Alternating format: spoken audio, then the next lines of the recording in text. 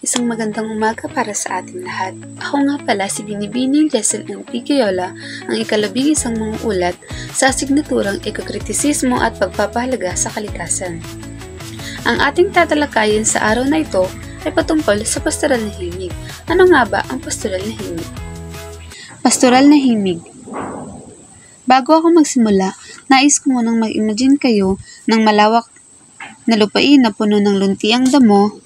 Ang hangin ay mainang umiihip, ang mga ibon ay masayang lumilipad, ang araw ay sumisikat na nagbibigay liwanag sa kapaligiran, at ang mga tao ay masayang nagtutulungan at may masasaganang ani. Ito ang larawan ng isang pastoral na eksena.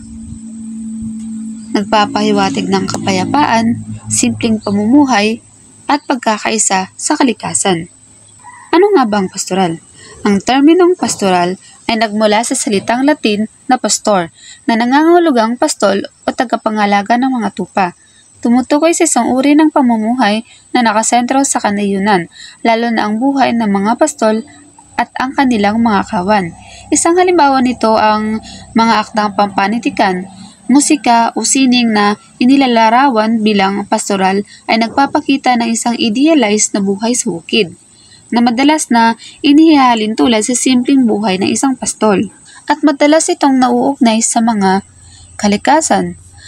Ang mga tanawin ng bukid, kagubatan, at ilog ay nagbibigay ng pakiramdam ng kapayapaan at katahimikan. Sa simpleng buhay, ang mga magsasaka at pastol ay nakatira ng simpleng pamumuhay malayo sa kaguluhan ng lungsod. Pangatlo, ang espiritualidad. Ang pastoral na buhay ay madalas na nauugnay sa spiritual na pagdinilay at pag-iisip. Ang himig naman ay tumutukoy sa melodiya o tunog ng isang awitin o piraso ng musika. Maaaring ilarawan ng himig bilang masaya, malungkot, malambing, matapang o iba pang emosyonal na tono. Halimbawa, ang himig ng kanyang sulat ay nagpapahiwatig ng kalungkutan. Marahil dahil sa himig ng kanyang sinulat, nalalaman natin na ang nais niyang iparating ay isang malungkot na bagay. Isa pang halimbawa ay ang himig ng pelikula ay nakakatakot. Ginagamit din ang himig upang ilarawan ang pangkalahatang pakiramdam o tono ng isang bagay tulad ng isang kwento, pelikula o pag-usa, kagaya ng halimbawa ko kanina. At ano naman ang koneksyon ng pastoral at himig? Ang pastoral na himig ay nagsasama ng mga elemento ng kapayapaan, simpleng buhay, at kalikasan sa isang musikal na konteksto. Ang himig ay nagsisilbing tagapaghatid ng mga emosyon, damdamin na nauugnay sa pastoral na buhay. O sa madaling salita, kapag pinagsama ang pastoral at himig, lumilikha ito ng isang natatanging pakiramdam na nagpapaalala sa kagandahan at kapayapaan ng kalikasan. Mga halimbawa ng pastoral na himig sa iba't ibang larangan. Una, pastoral na sining. Ang aking napili ay ang mga gawa ni Fernando Amorsolo y Cueto. Ngunit hindi lang ito at marami pang pastoral na sining, isa lamang ang aking pinili. Si Fernando Amorsolo y Cueto ay kilala sa kanyang mga likhang naglalarawan ng buhay sa bukid, mga tanawin ng Pilipinas at mga larawan ng mga Pilipina. Siya rin ang kauna-unahang kinilala bilang pambansang alagad ng sining sa larangan ng pagpipinta noong 1972, na tinaguriang bilang the Grand Old Man of Philippine Art. Kung mapapansin niyo sa larawan ay may koneksyon sa pastoral na pamumuhay.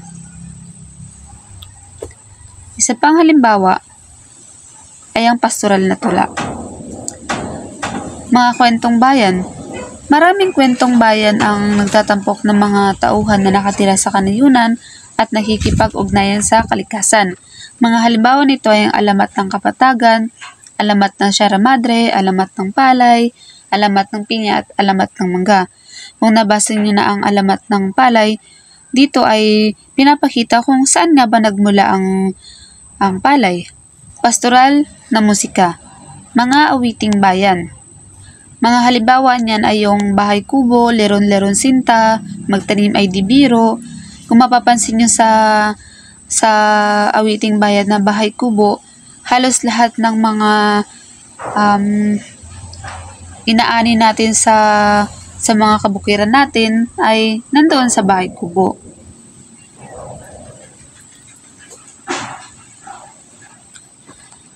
Ano naman ang koneksyon ng pastoral na himig sa ating kalikasan? Una, pagpapahalaga sa kalikasan. Ang pastoral na himig ay nagpapaalala sa atin ng kahalagahan ng kalikasan sa ating buhay. Nagbibigay ito ng pakiramdam ng pagkakaisa at pagiging bahagi ng isang mas malaking sistema. Halimbawa, sa pagmamasid sa isang tanawin ng bukid at pagdama ng kapayapaan. Pangalawa, pagdinilay. Ang kapayapaan at katahimikan na nararamdaman sa pastoral na himig ay naghihikayat sa atin na magdilay, mag-isip at maunawaan ang ating koneksyon sa kalikasan. Halimbawa, pakikinig sa huni ng mga ibon at pagdinilay sa kagandahan ng kalikasan. Kapag ginagawa natin yung minsan, parang mas nakakapag-isip tayo, lalo na kung may mga problema tayo, nahahanapan natin ng paraan kung paano nga ba natin malutas yung mga problema natin sa tulong na rin ng kalikasan. Pangatlo, pagpapagaling. Ang mga tunog ng kalikasan tulad ng huni ng ibon o ang daloy ng tubig ay may nakapagpapagaling na epekto sa ating katawan at isipan. Ang pastoral na himig ay nagtataguyod ng pagpapagaling at pagbabagong buhay. Halimbawa, nasa syudad tayo. Kapag gusto nating mag-unwind, mga ganyan, minsan mas pinipili na lang natin na pumunta sa mga probinsya natin para mas makapag-isip tayo ng maayos at kung paano natin malulutas yung mga problema natin. Pang-apat, pagiging responsable. Ang pastoral na himig ay naghihikayat sa atin na maging responsable sa ating kalikasan. Naiintindihan natin na ang kahalagahan ng pangangalaga sa ating planeta at ang mga likas na yaman nito. Halimbawa, ang pagtatanim ng puno at pag-iwas sa polusyon.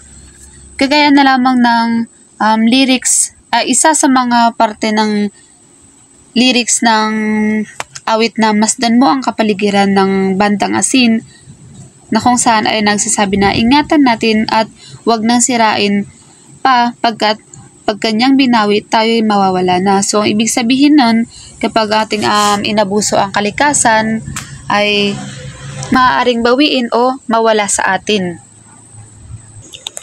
At dito na nagtatapos ang aking pag-uulat patungkol sa pastoral na himig. Ngunit bago tayo magkalimutan, nais ko munang basahin sa inyo ang isang quotes ni Ralph Waldo Emerson. Ang sabi niya rito ay, ang kalikasan ay ang pinakamahusay na guro, ang pinakamahusay na kaibigan at pinakamahusay na doktor, na isinalin mula sa English. So, naniniwala ba kayo? So, yun lang at maraming salamat sa inyong pakikinig. Hanggang sa muli. Maraming salamat.